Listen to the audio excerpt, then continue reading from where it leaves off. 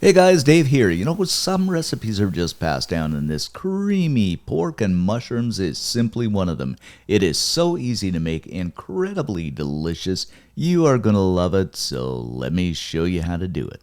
So first off the old bat, we're going to grab up some button mushrooms. I suppose you could use shiitake or whatever, but I'm just going to use button mushrooms for convenience sake. And so go ahead and slice these up. Next up, we're going to grab a good knob of butter and add it to a pan over medium-high heat and just kind of swirl around and let this melt down. Then in with a bit of olive oil to stop that butter from burning. Go ahead and throw those mushrooms in. And we're just going to stir and cook these until they begin to change color and release some water. And I forgot you can put in a pinch of salt too. That helps release the water.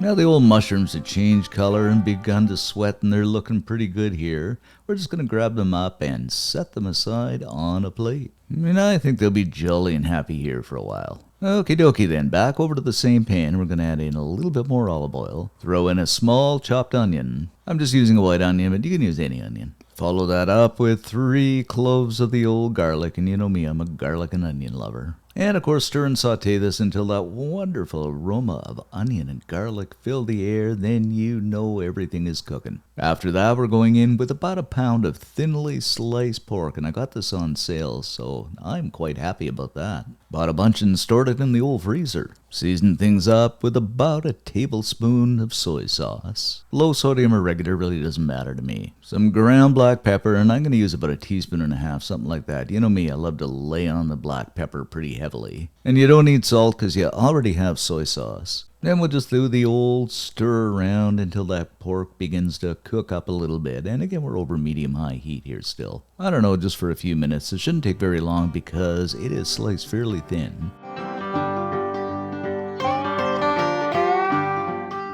Okay, it's been about 4 or 5 minutes and the pork is no longer pink, so I'm going to go in with some water, and this is about half a cup here. Now we're going to cover this up and let it simmer away on low heat for about 30 minutes, and this will really tenderize things. After about 30 minutes, we is looking pretty fine, and I think that pork, it'll be tender. So you might have guessed this one. We are going in with a simple can of cream and mushroom soup just to keep things simple and easy. Just make sure I'm getting everything out of the old can here. Follow that up with about half a cup of heavy cream. You could use half and half or even milk too. Then back in with those mushrooms that have been looking at me. Bring everything to a good burl or boil, and just look at this, my friends. Doesn't this look absolutely spectacular and so simple and so easy?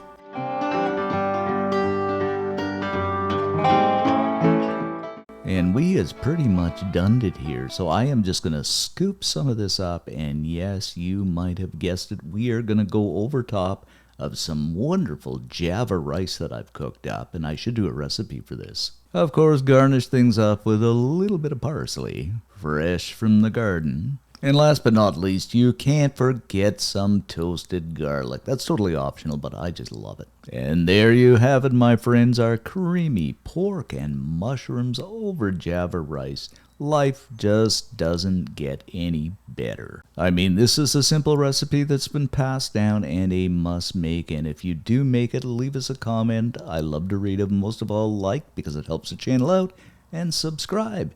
Thanks for watching, guys. Enjoy, and we'll see you in Sunday's video. And just a hint, it involves a lost cabin recipe. I can hardly wait.